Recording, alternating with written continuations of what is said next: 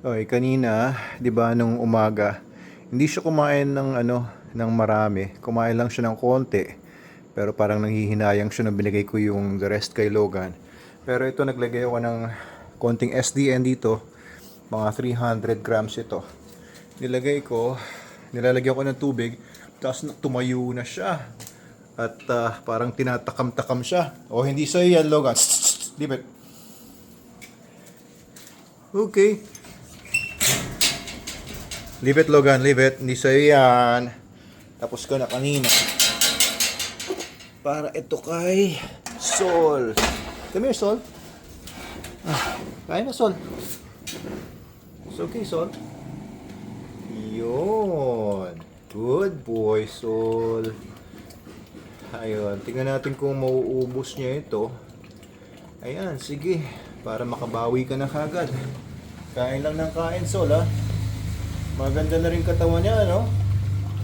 Kakalamad-laman na siya kahit papaano.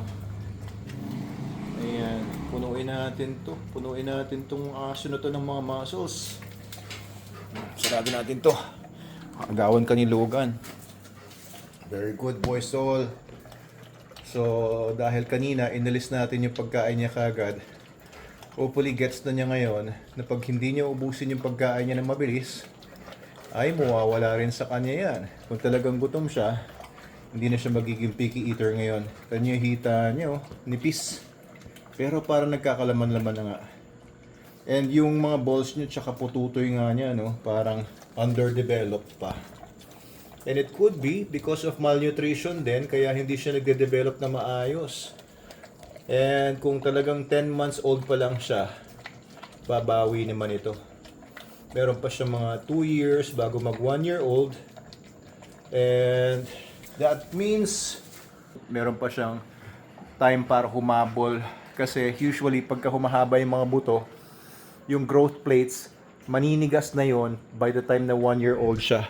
So meaning hindi na siya tatangkad, hindi na hahaba pa yung mga buto niya. So ngayon may time pa, habulin natin. Baka maabutan pa niya yung potential niya. So SDN naman, pinagkakatiwalaan ko ito. And talaga naman hindi ako nabibigo nitong SDN na ito. Naalala nyo yung dati kong in-experiment din, project dog ko si Rigor. Yun, may hip dysplasia pa yun, bilateral. Dalawang hip bones niya ang hindi nakasaksak sa acetabulum. Kaya pilay-pilay yun, pero nag-improve ng husto yun dahil sa SDN42. And kaya naman very confident ako dito sa SDN42. Nagaganda itong si Sol ay dahil nasubukan ko na talagang SDN many times already. Talagang ang ganda ng SDN. Kahit yung SDN21 natin ngayon, ang ganda ng mga testimonials natin, ang ganda ng mga sinasabi ng mga gumagamit ng SDN21, kahit yung 28 natin.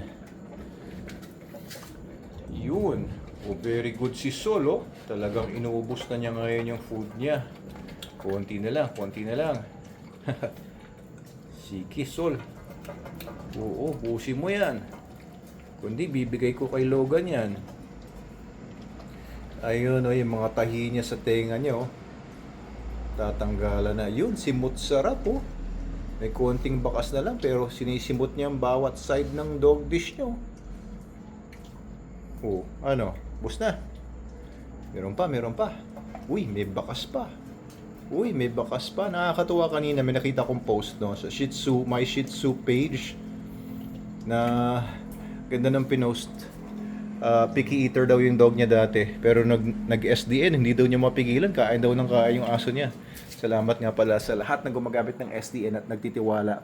Talaga naman nakikita nila na magic ang SDN. Ayan, very good. Okay na, Sol?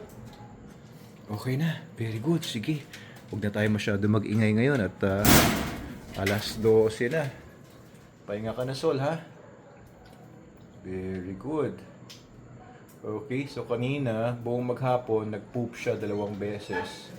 Solid naman ang poops niya. Hello, Miguel. Buti gising ka pa. Okay naman si Sol. Sige, maiwan ko na kayo, ha? Bahala na ulit kayo dito. Alright. Ikaw bagong ligo ka ba't mukhang gusgusin ka na naman? Galing ka na naman dun, ano.